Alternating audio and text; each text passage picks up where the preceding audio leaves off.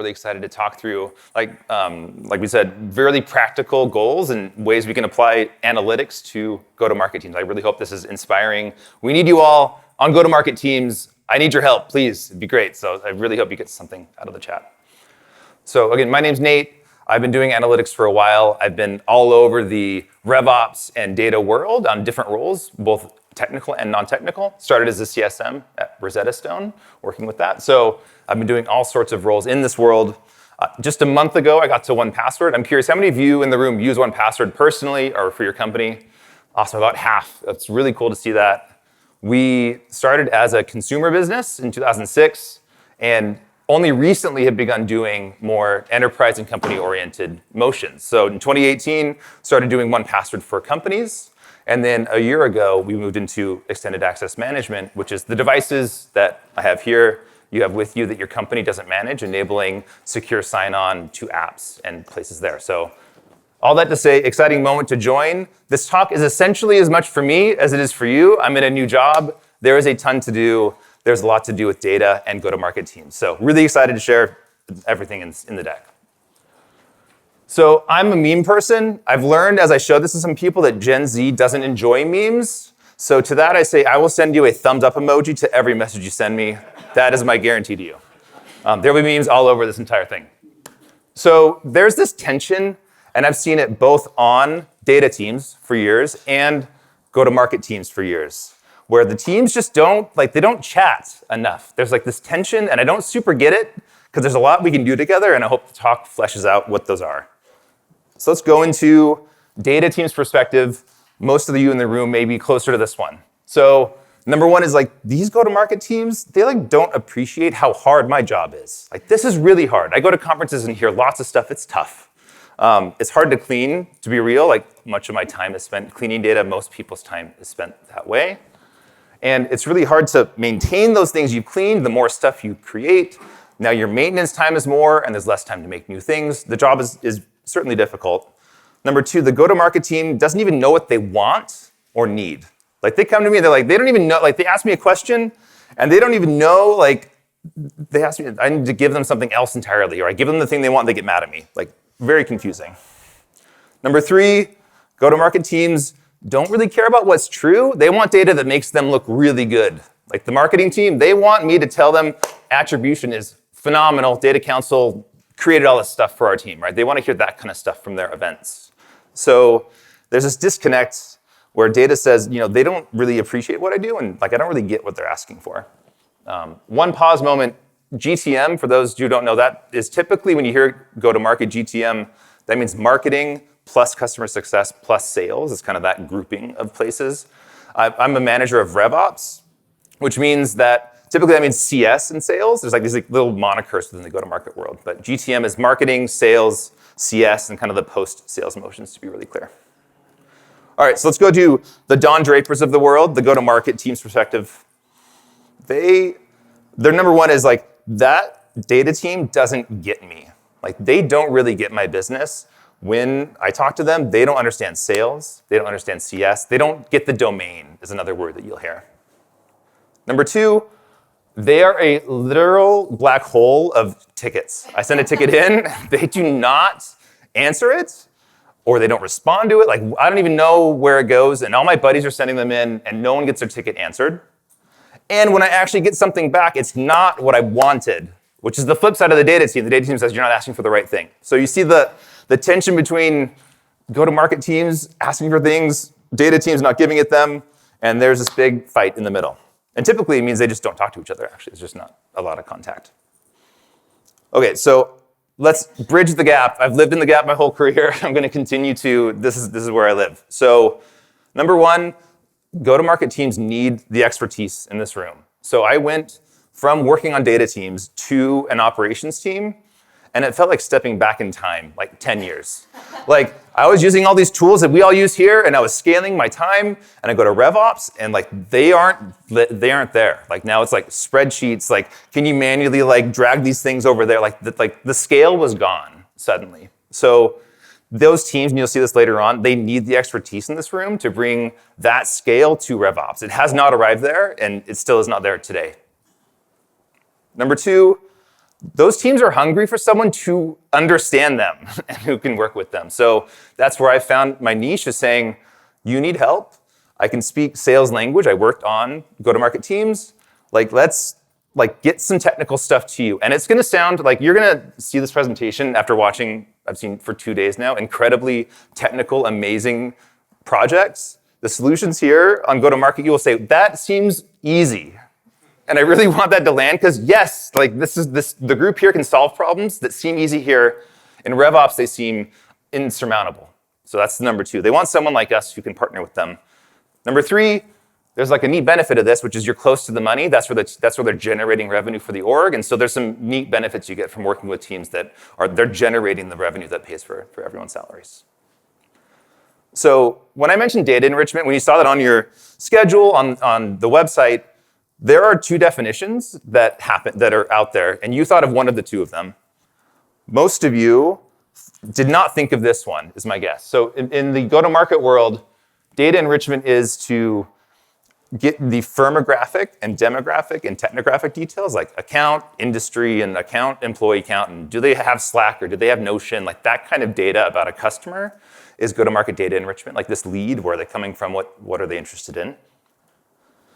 There is an analytics data enrichment definition, which is the one that I've lived in most of my career. Many of you have done some of this if you've done data modeling, which is taking raw data, enriching it into really nice, neat tables that different tools can ingest and use. So there are 2 definitions, and we're going to go into some practical use cases for both, because you kind of need to bridge both as a data worker in a go-to-market team. So let's go into example number 1. This is the AI and LLM version of data enrichment. So they have this immense power to, as we all know, to solve problems that were really tough to solve for a go-to-market team with enriching their data. And so we're going to walk through an example that I solved. This is the practical piece of it. This is how I solved it. It is going to seem simple, and it is simple. And that's the whole point. You can do incredibly powerful stuff really quickly with a go-to-market team. So Jacob put this tweet out, Jacob Mattson, who was up front here a couple talks ago with the MotherDuck team, showing that in MotherDuck you could put in a prompt in SQL, and it would use the LLM to fill in a cell. So that was in MotherDuck. I don't have access to MotherDuck, but at the time I had Snowflake, and I had a problem, which was industry data was really messy at the company I was at. So when I went in and the industries were here, the unknown bar was everything, and then there was 50 categories of stuff that was just really, really hard to use. I needed to clean this up in some ways for this organization. So great, let's go clean up some industry data so we can do an analysis that I was requested to do. And yes, that is a real world chart, a screen grab. I was I need to do some work. I'll be right back. So I created kind of a step-by-step list of how I would do it. The first one is this. It's not like you go to the LLM and say, hey, give me an industry. Go. If you do that, it's going to give you 50 categories and hedge a bunch of stuff. So the key piece was to, and I learned this from doing other analyses, is to have a small list. Get 10 to 15. If they want more, if they're no, we need to break out of hospitality, it needs to have restaurants separated, you can get into those discussions later with your leaders. But start with a small list. It makes the LLM work better. Your stakeholders like looking at less bars because they can take action on less bars, all sorts of reasons to do that. And use the LLM to create the list. You can use it for that part of the process. You gather helpful data points for the LLM. So think about it. In your CRM, you actually have a bunch of data that the LLM needs to understand what the industry might be. It has company name, the domain of the company description. There might even be other bits you can pass into the LLM that's super helpful. You can use it in all sorts of ways. And then there's a bunch of refining, confirming accuracy, and then hopefully at the end of it, you profit and your team is able to go and deliver go have some motion that works really well. So this will be kind of small for those seeing. That's kind of the point, actually, of the slide, is I said, hey, I gave it a list of industries with the company name passed in. In Snowflake, you can pick your LLM. In this case, it was Llama. And it returned back the world's worst return, which was it said the industry and put this may or may not, based on my research, and just kind of gave all this text I didn't really care about to have. So this did not work at all, but that's part of the process. So it was a skill issue. I turned into a prompt engineer for a little bit, and I ended up giving it some more details on like please, like I highlighted the line here. It basically says, return only the phrase please. And it took me a little while to figure out how to even word that because it kept telling me like, in one word, it is this. It's like, stop telling me about the word, like say technology. So that worked mostly. There was still some issues, like Boeing here has like aerospace and defense, and then manufacturing, like just, it wasn't quite right yet. So the final iteration I got to, that like the key piece was, I said, for each industry, here's my definition of industry, please use this for that. And then it said, oh, great. And then it passed in the information that I actually needed and ended up with a list that looked pretty close to what I expected out of the return. It had only the industries I listed. It had one, like it didn't give me other context, and it seemed like accurate on like first pass. So these are all local companies to me. I live a little north of Seattle, Washington. So these are all companies north of there, just because I could look them up pretty fast and figure out what they were doing. So I got to check the accuracy of all of these different industries. And actually, this is only company. This is not including things like context of details or domains or other pieces of information like related companies. And even that was like 75 or 80% accurate, like in this kind of sample data set. That's almost exactly what I saw in the real data set as well for the real industries. Like you got 75% of them right, like almost immediately. And that was immensely valuable. I'd go through the other ones and figure out, what I needed to fix in it, but like that was a ton of work. I did not have to go one by one to do it. I'll give you the flip side of this, where I did this analysis before. This is 7 or 8 years ago. And to solve this problem, I organized the other analysts on my team, and I said, okay, we're all going to, in the morning, get our coffee, get 25 records in Salesforce, and you go validate every one of those records. And we'll get through most of them by the time we get to building territories in like 4 months. So, so that's what we did. And we all were like, great. That's what we had to do, because it was better to go through that pain than to deal with the territory just disaster that would happen if the accounts were in the wrong territories and the reps were mad at our team. So this solved that problem immensely, and it was great. And what I would do, even with the list that I got back, is then check kind of the top ARR ones. And like there's ways to make sure you're not passing in. You're hitting the top ones are definitely right. You don't want $1 million account being in the wrong place. Like you want something that's like pretty tightly bound on those. And then you get a chart that looks readable, and you can split it, and then people ask you a bunch more questions, and then you kind of move it down the analysis chain. So that was the solution using an LLM. Really simple compared to almost any other solution I've seen here, but this is an example in RevOps. Like this is something that everyone's like, I haven't seen that used before. Like this is great, like with the teams I was working with. So it worked really, really well. So that's number one, AI, LLMs, other powers to solve the demographic information about your accounts is one. So let's get into the world. Like mentioned, I got to run analytics engineering at Smartsheet, which is a lot of fun. So I learned a lot, and I've done this several times since then of building out the like self-serve with like enriched tables, like how to enrich Salesforce data typically with some other stuff, some product data, to make tables that you can use for self-serve. Want to note, I know that self-serve is like, it's almost a poison pill word in the data world. I've written a blog on it even, kind of going over like self-serve. Essentially, self-serve looks the same when it's really bad, and it looks wildly different when it's good, because each company has its own kind of version of it. So self-serve you can do with sales teams and GTM teams, but it's more like how do you enrich data so you can even like enable people to answer at least some percentage of their own questions. So we'll go over an example of like, it needs to be simple, and they need to be how sales and GTM teams think about their data. So make it simple. They think about accounts and opportunities, and then please don't overcomplicate your data pipeline. Like that's a temptation in the room. It's a temptation for me to overcomplicate things, get the new tech in. Be really mindful of what you're using to keep things simple for various reasons downstream. So number one is the go-to-market teams think in terms of objects. Like people ask me like, are you using Snowflake or Star Scheme or what are you using? And I say, I use like objects is like how I end up thinking about it. A lot of it turns into like those fact and dim, like there's like ways to do it. But teams think about, they want to know like, I want a list of opportunities and I want information about them. I want a list of accounts, I want information about them. Contacts and leads, I don't know why Salesforce puts them in as separate things. They're like people. That's always been a barb for me, but there's all sorts of different things in Salesforce that go-to-market teams think about. So a quick story around this.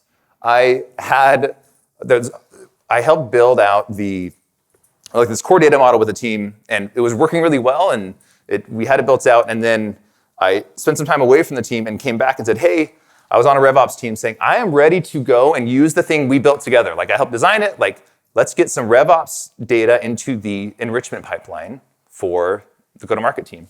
And the answer was, oh, we're refactoring everything to this other thing. Can you come back in like 9 months? Like once we finish like doing that, then you can bring Salesforce data into the pipeline that you helped build. And I was like so frustrated. I helped build the thing, and now we're keeping RevOps out of the pipeline entirely and telling them to go pound sand for half a year. So there's this temptation to give into complexity that happens. I've seen it. And staying focused on simple is like one of the core messages of this entire thing. So I'll show you how I take, this is what I've developed. I've done it 3 times, and now I'm probably gonna have to end up doing it, looks like a 4th time, of like how to take Salesforce data and like take it into something usable downstream. So we have source system, like this is the data that comes in. It's from the source. It's essentially that copy that you get, and we're all very familiar with that. I typically then prep that data, so that's taking JSON and flattening it out, taking like a date column that Salesforce thinks is really smart to put in like a non-date format and like formatting into a date format, like those like things like that are like obnoxious that you don't want to do later down. You want to do it early on that no one notices. So the prep layer kind of preps that stuff out of everyone else's need. You then go to logic. So we're still in the single object. So in an opportunity, I have the source of the opportunity. I've prepped the data of it. Now I'm adding the business logic about an opportunity or about an account. So a good example is like your customer segment. Like, is this customer an SMB account? Is it an enterprise account? That logic sits here in this layer, so that if you ever change that definition, it flows out down to further downstream tables, but you're not yet joining account in. You're not bringing in all the complexity of getting your go-to-market data models into one spot yet. So get them all in a good place. You do not bring all the columns here. There's like 555 columns in your opportunity table. Please do not bring them all into here. Bring like the 30 that you need or something like that. So that's the key. Don't bring them all, and bring in the business logic with it. And the final piece, this is simplified, but then you have your core area that's your cleaned, it's final, it's awesome. You joined those logic tables together into something so this is where you say, on my accounts, how many opportunities are there? Okay, you roll that in. Like from my opportunities, what's the quote for the next one? Like the renewal coming up. You join those things in these spots. So when someone has a question about a contract, go to the contract core object. You have a question about an account, go to the account core place. So this is the spot where you're building out that trusted place that people can go and use and figure out like, okay, like if I want data, like you can plug it into here. You can plug it into all sorts of sources. So a quick word of warning, this happens all the time on go-to-market teams. Like, what happens if they don't do this? Essentially, they all go to the source and like do this all on their own. And so you have like, and by the way, I put Tableau here because Tableau has this really maniacal thing where you can take custom SQL and like put it into a Tableau workbook and schedule the workbook to run. It's like its own little like running thing that everyone can customize. And so Tableau suddenly has everyone hitting the raw data.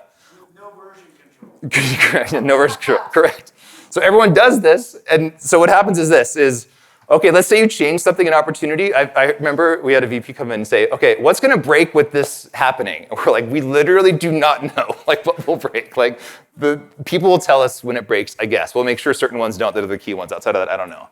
So that's the key breakage that happens. Is everyone has their like Excel, G Sheet, Tableau connectors. Good luck knowing when reports break. So that's the whole point, is like beware of that. This helps solve that problem. You get your, it's like not solved, but at least like gets, it's like an 80-20 rule. That's typically how I live. So Chuck Norris approves, is my educated guess of this model. This worked really well. I've done it 3 or 4 times now, and it works really well. And it's pretty, it's able to stand up to pressure. So wanted to share, like, this is just an example, like trying to be really practical of like how to take that raw Salesforce stuff and turn it into stuff that's used by the sales team. You can also bring product data into this. Like this is not Salesforce only. This is where I bring in product data and the HR data you need for like who's in what role at what time. Like all that stuff comes in that way. So a great, like, just puts everything in the spot that should go. Okay, so let's go into the third bit, which is automating your go-to-market data flows. So this is the other piece that is really tough for go-to-market teams.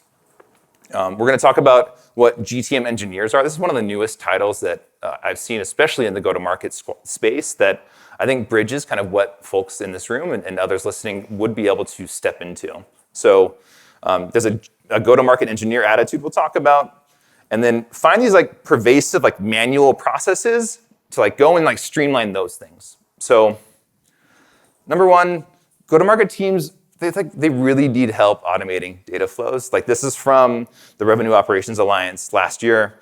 The biggest time-wasting activity is like manual data cleaning, and I cannot overstate how much this is. Like this is like Google Sheets get brought in from Salesforce extracts all over the place, and people are cleaning things and it's wrong, and they clean, like it's an unbelievable, like if you think data cleaning is bad, like using the data tools we have, it's incredibly hard when you're using Salesforce data, which is kind of messy anyway, with the like just the immense amount of like joins they do with like VLOOKUPs. Like they don't have like DBT or other things to like go join stuff together. So, and they're not using tools like just like typical database tools. Usually it's like they're using the BI tool, like a Tableau, to like solve the problem. And it's really, really tough to do that. Even like that's almost like a best case. So in the other pieces, there are a litany of tools that these go-to-market teams use that all over the place. You can see here's a survey of like, you can look at this, over half of them have more than 10 tools. You see, almost 4 out of 10 have more than 20. So there are an immense amount of tools, and this is kind of increasing. I feel like AI is also helping increase the amount of tools that suddenly are available. So I anticipate it's actually worse. This is 2022. I bet this is worse now than it was in 2022. So you have this tool sprawl, and all of those fit some kind of special niche. Like a good example is you're doing Gong for your call recording, and you're using Outreach to reach out to your reps, and you're using Salesforce to put all your things in there, and then you're using like da-da-da-da-da. There's just tools that the team is using in various different ways. A different one to send emails potentially. So what about go-to-market engineering? This is where you get to turn into this.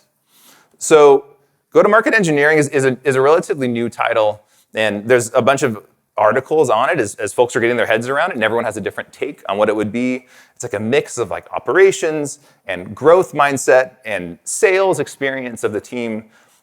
In short, I would put it this way. You help tie together those tools they have so they can actually like work interoperably. Like they can talk to each other. The right data is going to the right place. You figure out the right leads to go reach out. Like really at the end of the day, it's like, what lead should I reach out to? What contacts should I reach out to? Which of my accounts aren't doing very well? Which ones are doing really well I should call up? Like that kind of just information right now, it gets there, but with tool sprawling and just how manual processes are, it's not happening fast enough. And there's a real demand for this kind of go-to-market engineering world. It's not there yet. A lot of go-to-market teams don't have an engineering wing. That's one of the things coming from an engineering team, like a data team, to go-to-market, is there's not really this concept of like engineers inside of that org. So there's some org maturity that has to happen before we get there. But there is a bit of this go-to-market, like this is going to happen. There's some charts showing like the growth of this role. So go-to-market engineers are arriving. So I'll give 3, again, really hands-on examples of ways I've solved problems using go-to-market-ish engineering for analytics specifically. So this isn't as much systems tying together, but it's certainly this like the data and analytics that we can pass to folks. This is that world. So number one is like automate some load-bearing spreadsheets would be a crucial one. A great example is this is one of the first projects I worked on. So I was working at a distributor, and I was on the sales floor. It's like sitting inside, like on the sales floor doing various analytics. And let's say a customer wanted to order an item. They would call the sales floor. They'd answer and say, they'd look on an Excel spreadsheet, and it'd say in stock. They'd say, it's in stock, 1 second. They'd type it into the system, and the system would say, out of stock. They go, customer, I'm very sorry. The system was wrong. It is out of stock. And then they would figure out whatever to do next. They'd hang up, and then they would yell and say, hey, item da-da-da is out of stock, and someone update the spreadsheet. And then someone would type that in, and then everyone like, hit refresh on your spread. It was like literally was the process to disseminate information, like very manual. Someone was pulling it like not frequently into the spreadsheet and they were just updating it live essentially. So there are ways to automate that. Like we found a way to automate it. So in the morning, the spreadsheet updated with data from our database, and then the stock information was correct, and we could know like what was going on with data. So find a problem that seems kind of trivial in some ways and solve it with the skills that you have and the tools that you have. Another one is like move some data between some systems. Like another example is I was able to use Snowflake to plug into Smartsheets for the go-to-market team, and they would take like what was happening was every sales rep when they joined, they would go to an hour-long training of how to export out of Salesforce and upload into Smartsheet and how to maintain that so they could work with their sales teams and CS teams. So I said, can we like automate that for you? Is that okay? And so we automated that hour-long process. It would take them about 30 minutes to an hour a week per person to do that. And we automated it so it did it like every day. And you can get your new Snowflake data and it was accurate and people could collaborate on it. So these things exist almost everywhere, like almost everywhere you go. I want to emphasize some of them aren't worth solving. Like some processes, it's okay to keep the manual process. You want to identify ones that are higher value, like wasting a lot of sales time or creating distrust in data. Like there's some spots you can find the high value ones to switch up. So you can also, in some ways, like find a way to integrate product data, which a lot of folks here are more familiar with, like the product data side of things, with the go-to-market team. A really good example is helping them with lead scoring or health scoring is typically one that even really simple lead scores and health scores are super helpful. A lot of times those are vibes-based for the team and they don't want it to be, or they have a system that they all know doesn't work. And so enabling some product usage data to come in, even like helping define a monthly active user or even using the existing definition and getting it into their Salesforce data or bring it into a spreadsheet of some kind, like get it to them in some way that they can access it, helps them do strategic outreach, it helps them do lead scoring, it helps them do all sorts of pieces, health scoring, especially for the CS team. And finally, this is where the self-serve piece comes in. You're able to provide self-serve in multiple tools. Like this is one, like some of the most effective data self-serve pieces I've ever worked on were pivot tables sitting on top of a database, where like you teach the CRO, like, here you go, here's your sales, hit refresh on this, it'll hit the database and give you your refreshed pivot table. If that was like one of the very first things I did over 10 years ago for self-serve. And it was incredibly effective. He didn't need to go to a dashboard. He just wanted to pivot stuff and drag stuff in. And the dashboard is kind of a tough spot to do drag and drop information for a lot of folks, especially that long ago. So meet folks where they are. A lot of them are in spreadsheets. I'm a big spreadsheet fan because they can solve so many problems so flexibly, and there's so many connections now into things like a Snowflake to use it. As well, when you have these core data models, like this has been the biggest unlock by far is now we have a contract table we trust. So when we say, how much are our customers paying us, or how many customers over $10,000 do we have in the EMEA region? Someone sees that in Salesforce, it's the same number. Someone sees it in their spreadsheet when they hit refresh, it's the same number. Someone sees it in Looker or Tableau or wherever, it's the same number. And so finding ways to, I've found very little friction. I was worried about this, like teams being afraid to like integrate these data models into pieces. And teams usually are like, thank you, like everyone keeps yelling at me about the numbers, like please give me your numbers. So like I've received very little friction of saying, we made a data model here, let's figure it out. Like there's some cost, if you have like a Snowflake, it can get expensive, so there's some cost pieces to think about. But there's ways around it, or ways to get data visible to other tools, and you can use it that way. So the main piece is, go-to-market teams they just don't care what tools I use. Like they really don't. They're like, just get us data when I want it. And if you use a really cool tool, that's awesome, but I don't want to hear about it. Like just give me the final thing is the reaction. So use the tools you can, like those will really help you scale. But meet the go-to-market teams where they are. If they're using spreadsheets, let's automate some of those. If they're using their BI tool, let's figure out ways to make that more trusted for them. So in summary, there's several ways, I hope this is illuminated, ways to engage with your go-to-market team with the skills we have in the room. Again, not super complicated. Use some LLMs in some ways that are helpful within, you can use it within SQL today. I've found that incredibly powerful. Build out some just data models that are trusted, and then automate some workflows. Like find a couple of folks, and you would be really surprised how fast you gain the trust of folks. So do it if you want to work and go to market, I recommend it. If you don't want to, I don't recommend it. You'll be part of that team, regardless if you want to or not, when you solve this problem. So that's my only sticker, beware. If you don't want to be a go to market, then don't. But if you're okay with it, there's such incredible opportunity, and that team really does want to partner with those in this room, and they haven't found that partnership, and they're really seeking it, and companies would really, the company you're working for would really benefit from that partnership. So I hope this has given you some practical ways to maybe go give that a try. Thanks for your time.